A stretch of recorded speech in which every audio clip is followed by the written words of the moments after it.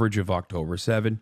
And as I've talked about consistently, even in other instances, sexual violence and sexual assault is all too common in the field of battle. It happens all the time. So there is a likelihood that it could have happened here as well. And yet there was no evidence to suggest that it had happened to these hostages. But at the time, the colonizers' imagination was the only evidence necessary. I-24 said Israel prepares for female hostages in Gaza to return pregnant. Report, Israel permits abortion up to the moment of birth. Medical professionals stress the mental toll of conceiving through rape in captivity. More than 9 months, Hostage Family Forum publishes videos implying pregnant hostages. The video depicts a tunnel, which cuts to a video of a pregnant woman and the sound of a baby crying. And yet when they were released, unlike the horrifying conditions of the Palestinians that were falsely detained by the Israeli apartheid regime, in spite of the fact that they literally were also side by side with Palestinians experiencing the ruthless Israeli bombing campaigns,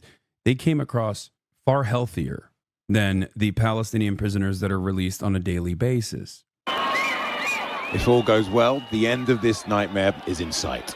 Hamas fighters walking the 4 young Israeli soldiers they've held for 477 days since the awful events of October 7th to a podium in Gaza City. New conspiracy: they gave birth and the babies are hostage now? I have a horrible theory. What if they were impregnated, gave birth, and now released without their babies? And now Hamas is blackmailing and using those babies to keep them from telling the world what happened. It's not out of the realm of possibility for these sick animals. 420 likes. I would treat those babies like the devil's spawn. But 1, they're Jewish. 2, aren't babies innocent and have no say in how they're born into this world? They're not Jewish. They're the seed of devil subhumans.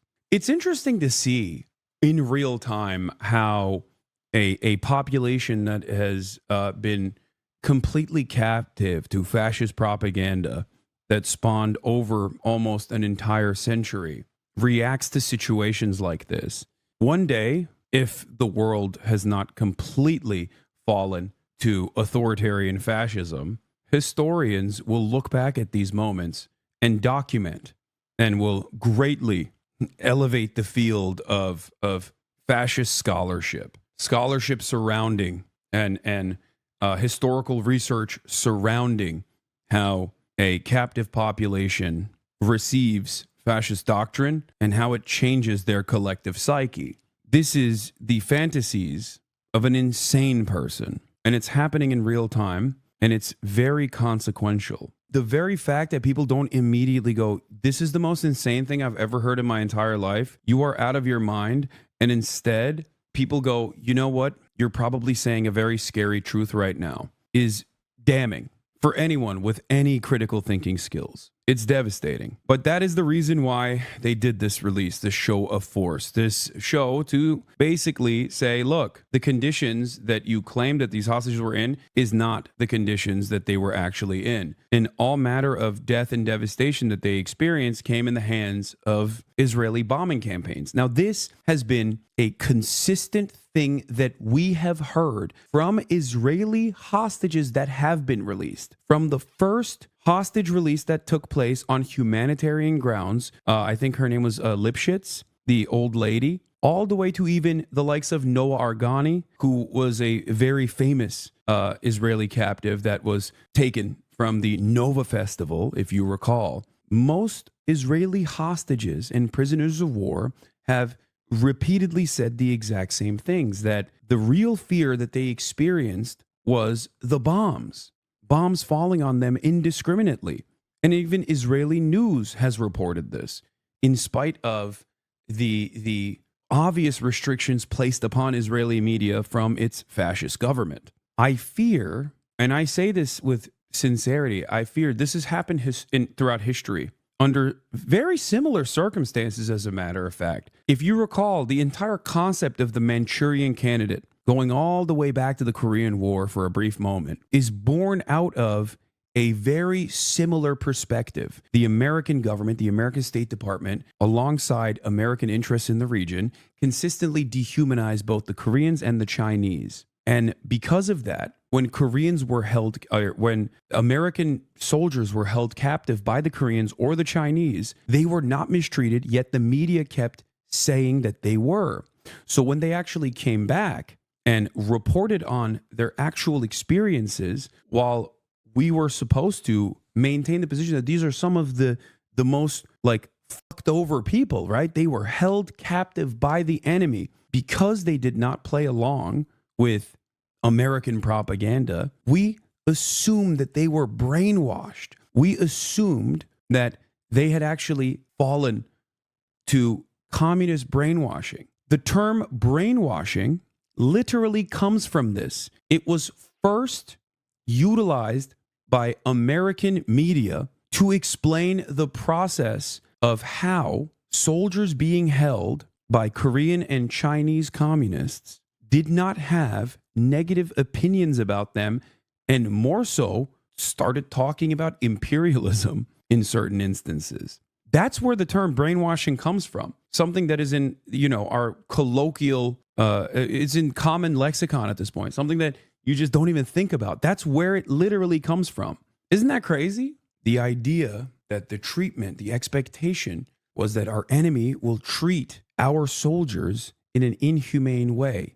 Pure projection. And when the reality doesn't match the expectations and the lies, we turn around and we say, well, there's something more nefarious afoot. This was the testimony of Noah Argamani, a freed Israeli hostage that was featured widely in Israeli media that claimed she was beaten and abused while in captivity. An hour ago, she posted a clarification on her Instagram story saying the Israeli media basically lied about it at all. Here is her own words.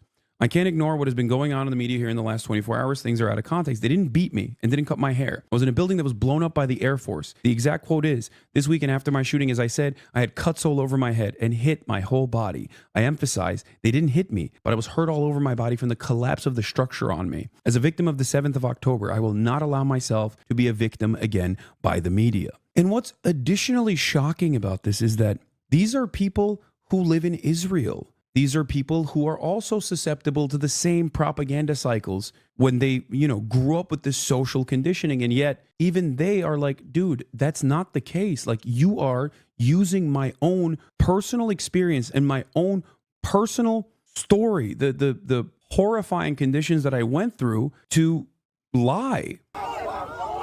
In return, in Ramallah, the West Bank, Israel began releasing Palestinian prisoners, 200 in total, some taken by minibus to Khan Yunis, Gaza. We thank the Palestinian resistance, specifically Al-Qassam brigades and Al-Quds brigades, and we thank every Palestinian resistance fighter. But those who'd been convicted of the most violent crimes won't be allowed home, instead deported outside the Palestinian territories, this bus crossing the border to Egypt.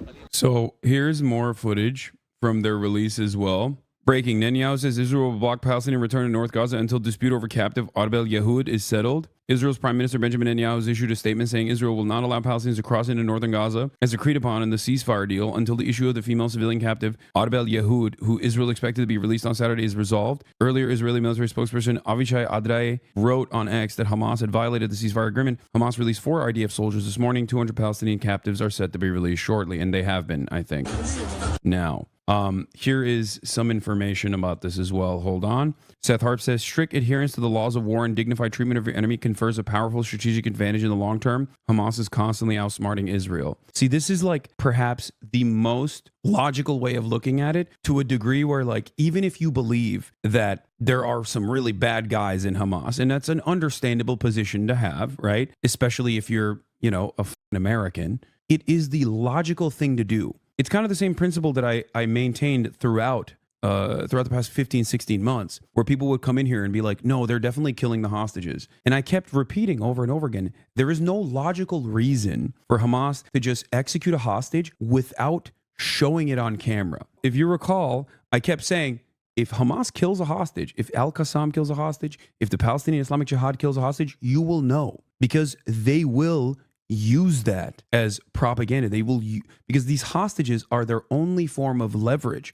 These hostages are a bargaining chip. So their welfare, their well-being is of supreme importance. When the enemy is doing a genocide on your people, you have to protect them no matter what. So the notion that these guys actually had kidnapped these people in this incredibly complex, unimaginable military operation that actually yielded a tremendous amount of trauma and horrifying atrocities in the process, make no mistake, right? I'm not an apologist on any of that. That was not done for simple pleasure, okay? You have to be a fucking idiot to assume that. It was not done because they wanted to kidnap